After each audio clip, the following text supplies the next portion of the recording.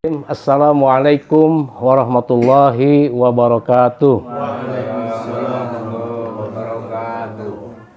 Alhamdulillahirabbil alamin, wassalatu wassalamu ala asyrafil anbiya'i wal mursalin sayyidina Muhammadin wa ala alihi wa sahbihi ajmain. Amma ba'd.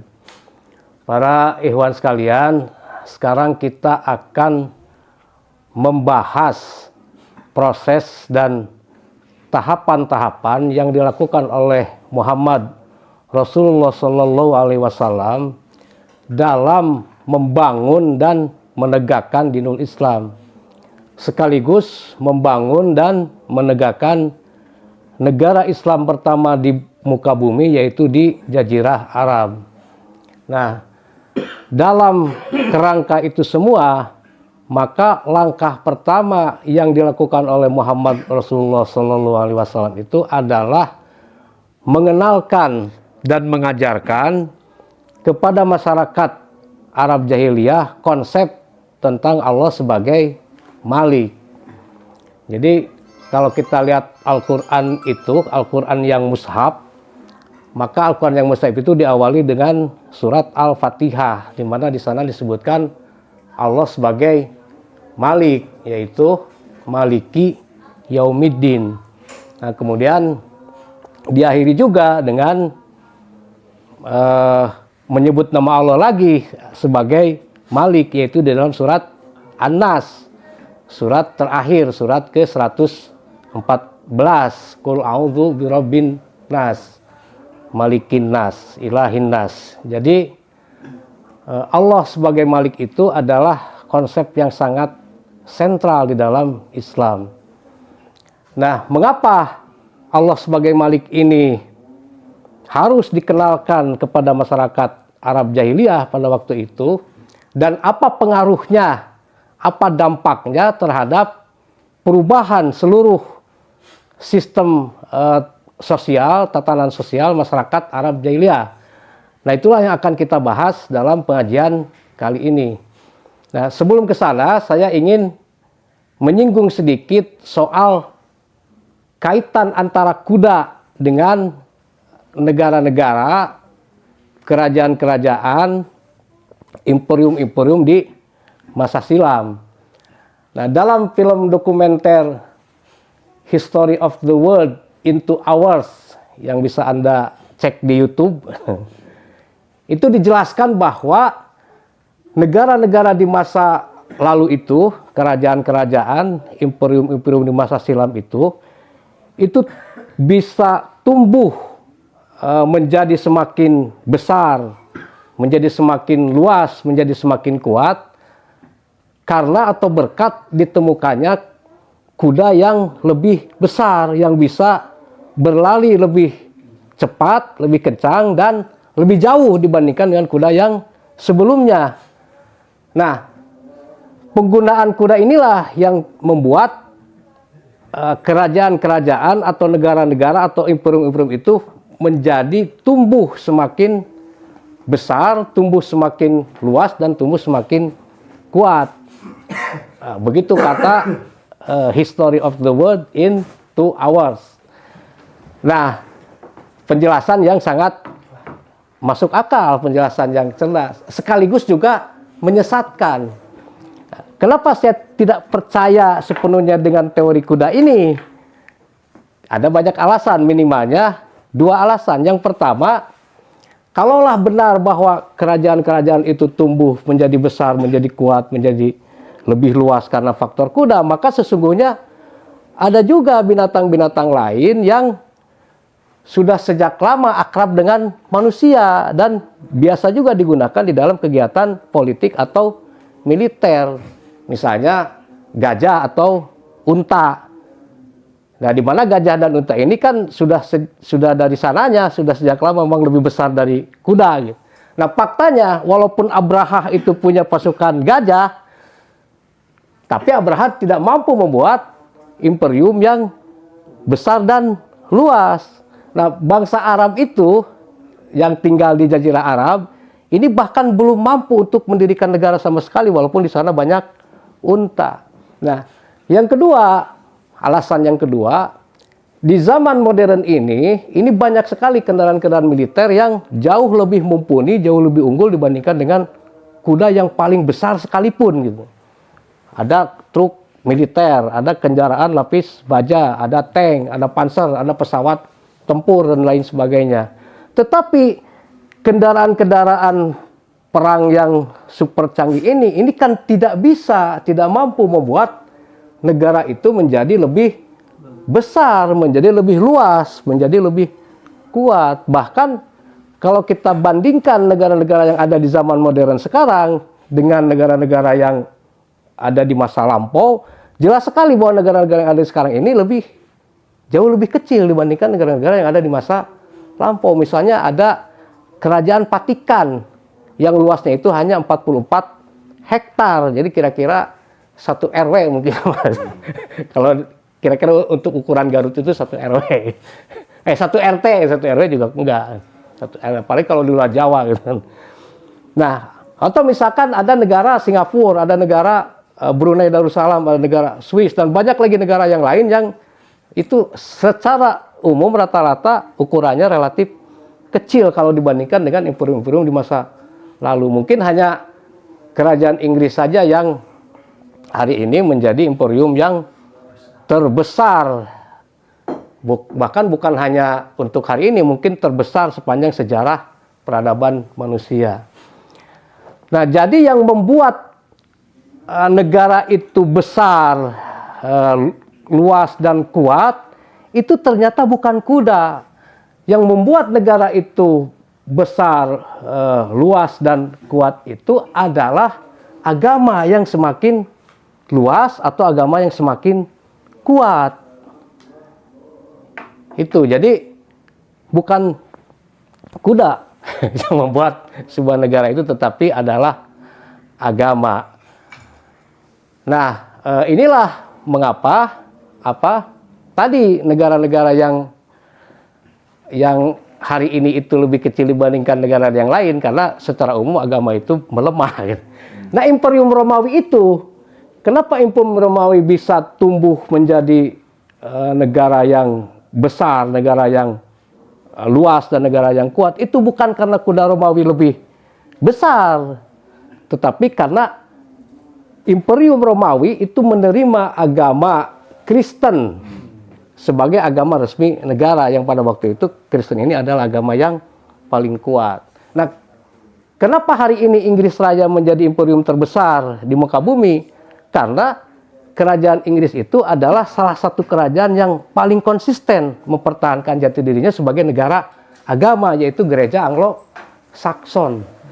Kenapa Vatikan menjadi negara yang terkecil di muka bumi? Karena Vatikan itu adalah negara yang paling sekuler, dalam pengertian membatasi agama hanya kepada urusan-urusan tertentu saja, seremonial, nikah, dan lain sebagainya.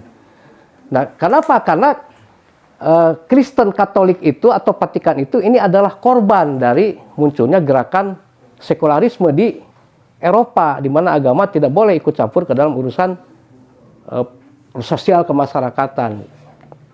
Nah, jadi kembali bahwa besar atau kecilnya, waalaikumsalam.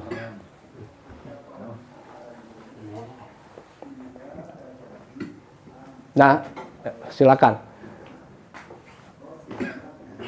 Nah, jadi agama lah yang membuat sebuah negara ini menjadi besar, menjadi luas atau menjadi kuat. Nah, Vatikan itu kan seperti tadi saya sebutkan, itu adalah korban dari munculnya gerakan sekularisme di Eropa. Nah, Islam juga sebetulnya korban gitu. Bahkan mungkin korban yang jauh lebih parah dibandingkan dengan Vatikan atau dibandingkan dengan agama Kristen. Nah, jadi inilah fakta-fakta yang kita lihat sepanjang sejarah peradaban manusia. Nah, kenapa misalkan hari ini Eropa tercabik-cabik menjadi sekian banyak negara? Ya, karena agama Kristen melemah atau dilemahkan. Nah, faktanya agama Kristen itu kalah telak oleh sekularisme. Mengapa kekhalifahan Islam bubar? Ya karena Islam juga sebagai agama lumpuh, terjangkit virus atau wabah sekularisme. Gitu. Terjangkit virus atau wabah sekularisme. Jadi besar atau kuat tidaknya sebuah negara itu tidak ditentukan oleh besar atau kecilnya kuda.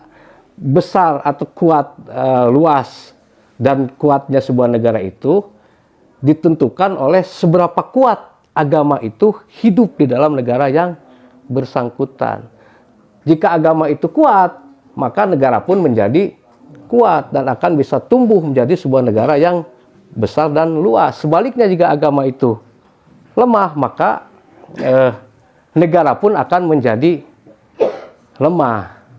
Nah, bahkan kalau kita lihat sejarah itu, maka sesungguhnya yang membuat masyarakat manusia itu mampu membuat atau mendirikan negara ini adalah agama. Itulah sebabnya kenapa di dalam semua sistem peradaban itu, maka bangunan yang termegah, yang terbesar, yang dibangun oleh masyarakat bernegara ini pasti bangunan keagamaan. Apakah itu kuil, apakah itu tempat penyembahan, apakah itu candi atau makam raja-raja gitu. Nah, jadi hubungan antara agama dan negara ini tidak bisa dipisahkan. Jadi ketika agama itu ditafsirkan secara kreatif dan dinamis, nah, maka negara akan kuat. Mana buktinya? Ya, Jepang dan Inggris Raya, gitu, kerajaan Inggris.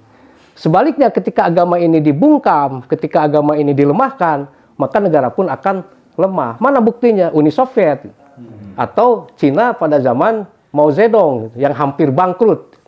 Nah, contoh terbaik bagaimana agama itu ditafsirkan secara kreatif dan dinamis, tidak ada yang lain kecuali contoh yang diberikan oleh Muhammad Rasulullah SAW di dalam negara Islam. Sejak awal negara Islam itu tumbuh dan berkembang, sejak awal negara Islam itu lahir. Nah, apa langkah pertama?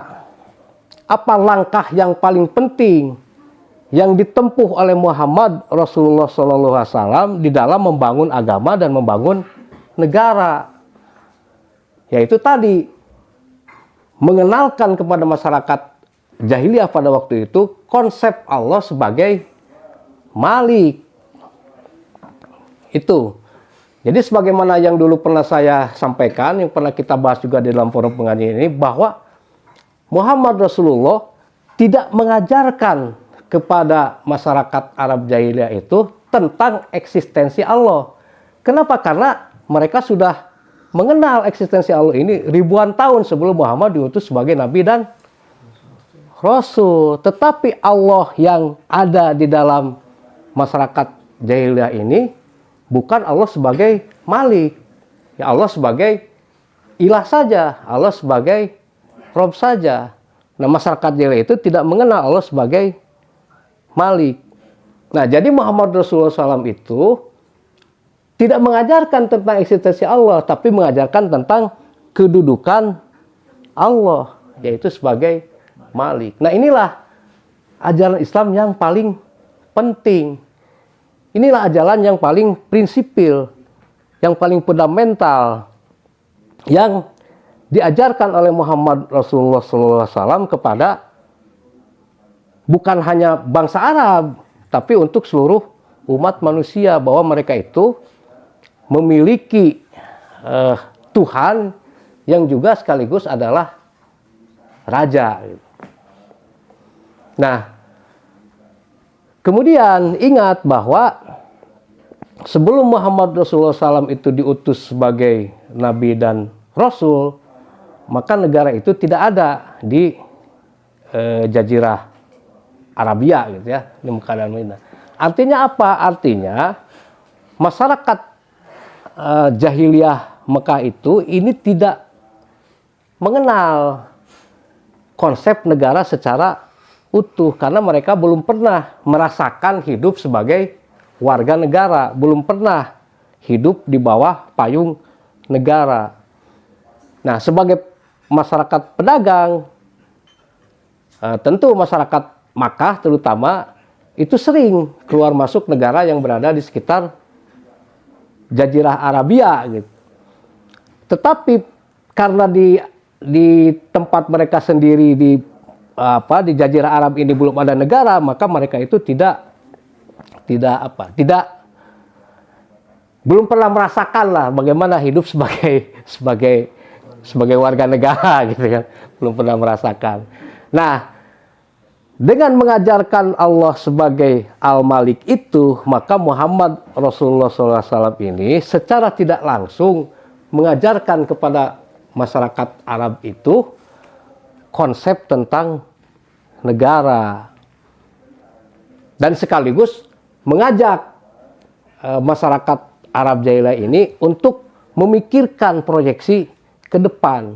Nah, inilah yang kemudian nanti di kemudian hari merubah seluruh struktur, seluruh tatanan masyarakat Arab jahiliyah dari masyarakat pranegara menjadi masyarakat bernegara. Jadi dari masyarakat bersuku-suku dengan sistem kekabilahan menjadi ummah, dari masyarakat yang tidak berkeadilan menjadi masyarakat berkeadilan.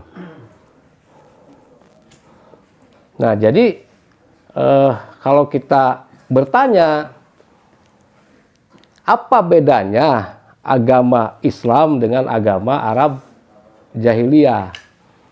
Nah, agama Islam dan agama Arab jahiliyah itu sama-sama mempunyai Allah, sama-sama mempunyai Ka'bah atau Baitullah, sama-sama mempunyai Masjidil Haram.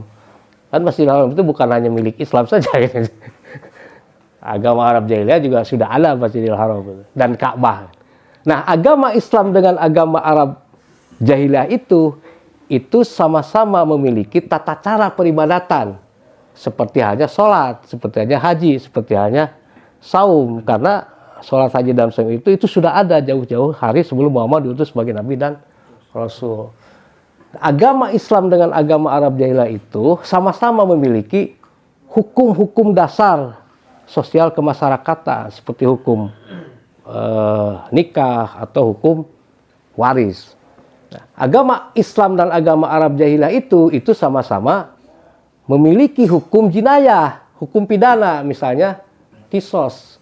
Nah, agama Islam dengan agama Arab jahiliyah itu sama-sama memiliki tradisi, adat istiadat, kebudayaan, seperti misalnya tradisi bulan-bulan haram. Nah, jadi kalau begitu, apa bedanya agama Islam dengan agama Arab jahiliyah itu? Ya, bedanya itu hanya satu.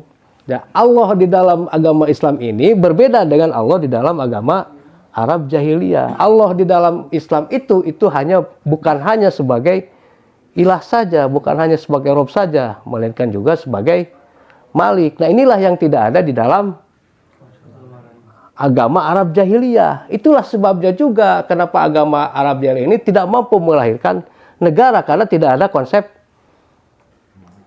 Al-Malik. Nah, tapi kalau di dalam Islam, nah, konsep tentang hubungan antara negara dan agama itu sudah selesai, sudah final, sudah tuntas, karena tidak mungkin ada raja tanpa negara gitu.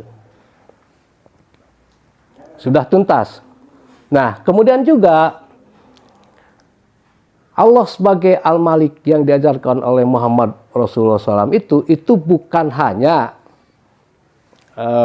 raja untuk bangsa Quraisy saja, bukan hanya raja untuk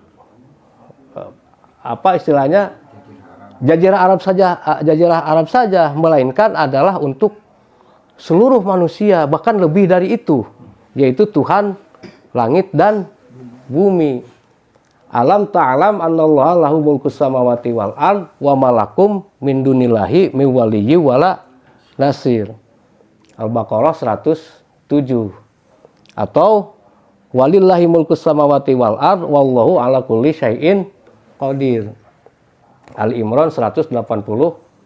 9 atau lillahi mulkus samawati wal ard wa ma fihinna wa huwa ala kulli syai'in qadir. Al-Maidah 120. Nah, inilah yang kemudian memotivasi, membebankan tanggung jawab moral kepada umat beriman untuk menjadi umat yang terbaik. Kuntum khaira ummatin ukhrijat linnas, menjadi umat terbaik di tengah-tengah umat manusia. Kenapa? Karena rajanya ini kan lebih agung, raja ini lebih besar dari semua raja-raja yang ada di muka bumi ini. Jadi umat Islamnya pun harus begitu gitu. Karena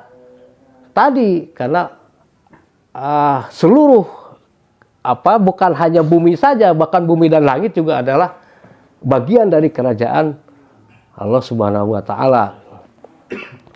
Nah, kemudian setelah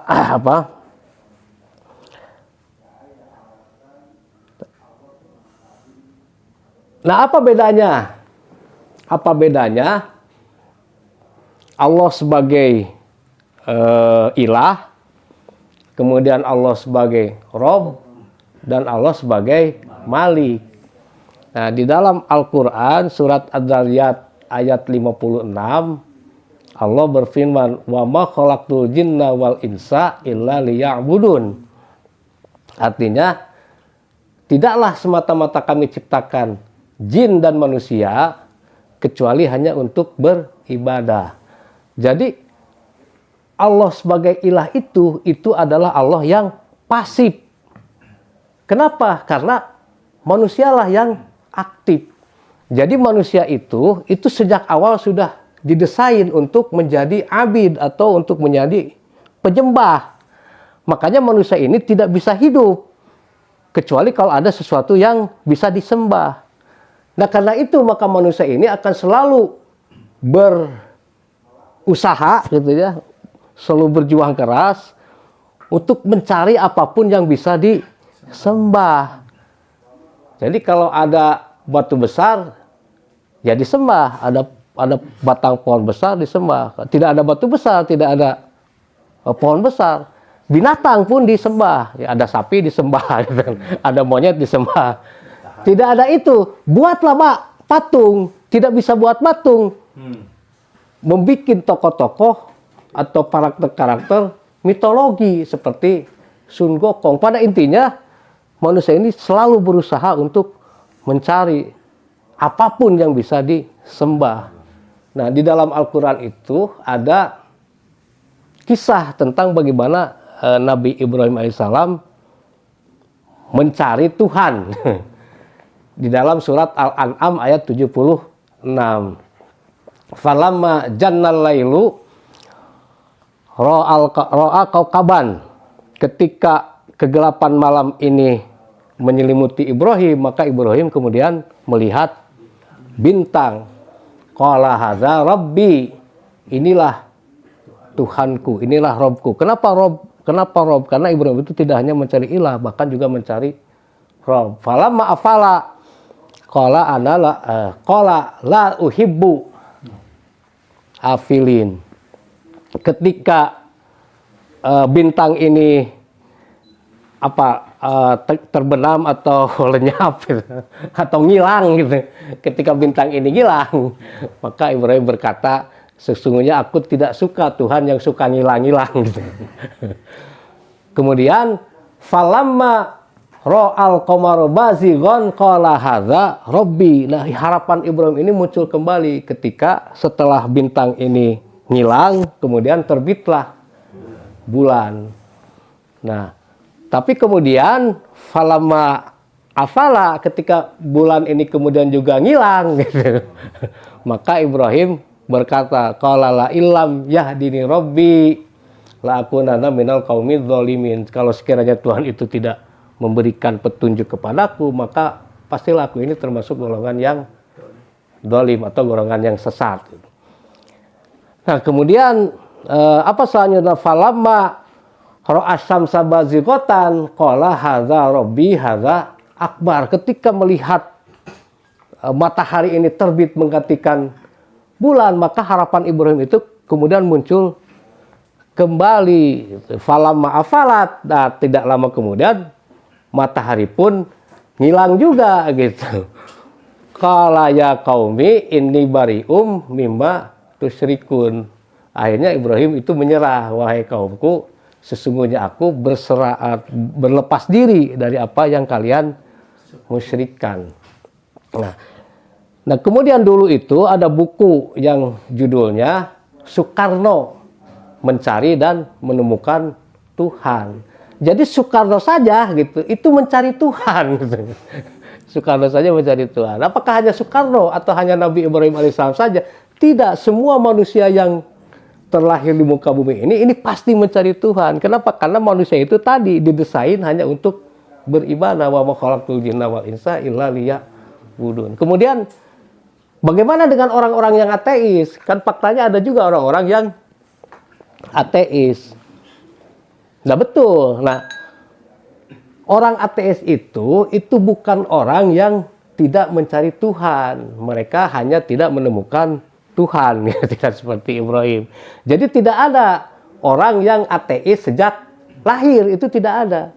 Tidak ada orang ateis yang a priori tidak peduli terhadap persoalan ketuhanan. Orang-orang ateis itu pasti itu jauh lebih peduli tentang urusan ketuhanan daripada kebanyakan atau mayoritas orang yang beragama. Jadi orang itu menjadi ateis karena mereka ini setelah mencurahkan upaya, mencurahkan kerja keras, usaha sekuat tenaga untuk mencari Tuhan. Nah, mereka hanya tidak menemukan Tuhan yang sesuai, Tuhan yang cocok dengan apa yang mereka inginkan, apa yang mereka pikirkan, gitu, apa yang mereka harapkan.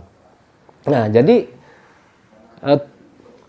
kembali kepada yang tadi bahwa Allah sebagai ilah itu adalah Allah yang pasif. Karena apa? Karena manusialah yang akan aktif untuk mencari ilah-ilah, mencari apa-apa yang bisa disembah. Nah, bahkan ilah-ilah itu tidak perlu punya kesadaran sebagai ilah. Jadi misalnya apakah sapi itu atau monyet itu merasa bahwa mereka ini Tuhan, atau paling tidak mereka tahu bahwa manusia itu telah menganggap mereka Tuhan, kan tidak. Ya, sapi atau monyet ini ya tetap saja dalam posisinya sebagai binatang. Apakah mereka dijadikan Tuhan atau tidak? Ya, jadi dulu itu di India sana gitu, bukan dulu. India bukan 1000 tahun yang lalu. Ya, India hari ini. Di India itu ada kuil yang biasa dipakai tempat bermain monyet. Dan orang-orang itu setiap hari terus-menerus berdatangan membawa sayuran, membawa buah-buahan sebagai sesembahan. Nah, apa yang kemudian terjadi? Nah, seperti yang dilaporkan oleh National Geographic, untuk pertama kalinya di dalam sejarah, jutaan tahun sejarah monyet itu, ada monyet yang melahirkan kembar. Jadi kan itu saja gitu hasilnya gitu. Nah, jadi kalau berbicara ilah itu, maka sesungguhnya bukan ilah yang memberikan manfaat kepada manusia, tetapi sebaliknya manusialah yang memberi manfaat kepada ilah-ilah ini. Nah, seperti tadi, jadi tidak perlu para ilah ini punya kesadaran bahwa mereka itu ilah. Bahkan tidak perlu punya kesadaran sama sekali. Kenapa? Karena batu besar juga bisa menjadi ilah. Patung juga bisa menjadi ilah. Atau bahkan tidak perlu punya eksistensi. Karena apa? Karena tokoh-tokoh mitologi pun, ya seperti Zeus, Hera dan sebagainya, atau Sun Gokong, itu juga bisa menjadi ilah. Nah, jadi ilah itu adalah agen atau karakter yang pasif, ya, itu intinya. Nah, kemudian bagaimana dengan Allah sebagai Rob? Nah, Allah sebagai Rob itu juga sama. Jadi ada doa kita yang biasa kita baca sehari-hari, Allahumma gfirli wali walidayya warhamhuma kama rabbayani shaghira. Jadi bagaimana gambaran Allah sebagai Rob itu? Yaitu tadi gambarannya adalah seperti hanya orang tua memelihara anaknya. Jadi, ya Allah berilah ampunan kepadaku dan kepada orang tuaku, Dan sayangilah mereka sebagaimana mereka juga menyayangi aku di waktu kecil. Rob, kama Robbayani, karena dua jadi Robbaya, sama Robbayani Sogiro. Nah itulah gambaran Allah sebagai Rob yang memelihara. Tetapi cara memelihara Allah ini kan tidak langsung gitu. Bagaimana Allah memelihara anak-anak? Ya tidak Allah datang menyuapi setiap anak. Cara Allah memelihara anak itu adalah dengan menitipkan rasa kasih sayang kepada kedua orang tuanya. Dan bukan hanya manusia, binatang juga sama. Bagaimana Allah ini memelihara alam semesta? Tidak setiap hari Allah itu menerbitkan matahari dari timur atau menenggelamkan atau membenamkan di barat.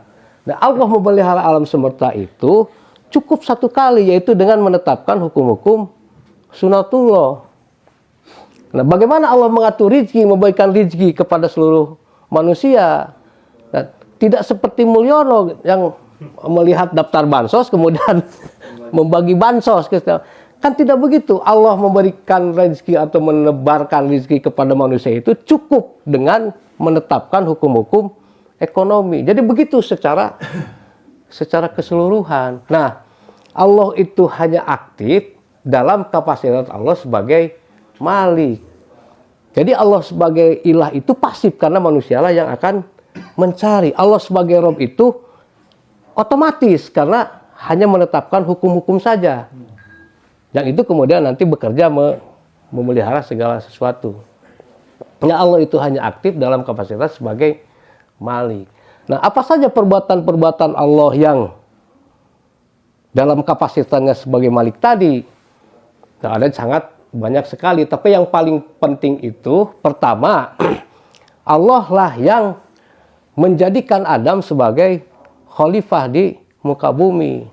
Al-Baqarah ayat 30. Wa idz qala rabbuka lil malaikati inni ja'ilun fil ardi khalifah. Ingatlah ketika aku berbicara kepada para malaikat, akulah yang menjadikan Adam sebagai khalifah di muka bumi.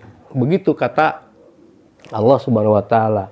Nah, dalam kapasitas apa Allah itu menjadikan Adam sebagai khalifah di muka bumi? Apakah dalam kapasitas sebagai ilah? Ya, tidak, karena ilah itu tadi gambarannya bisa benda mati, bisa binatang, bisa tokoh imajinatif yang tidak mungkin bisa mendirikan khilafah gitu, menunjuk khilafah. Nah, apa arti khilafah itu? Arti khilafah itu adalah wakil atau mandataris atau pengganti Allah di muka bumi.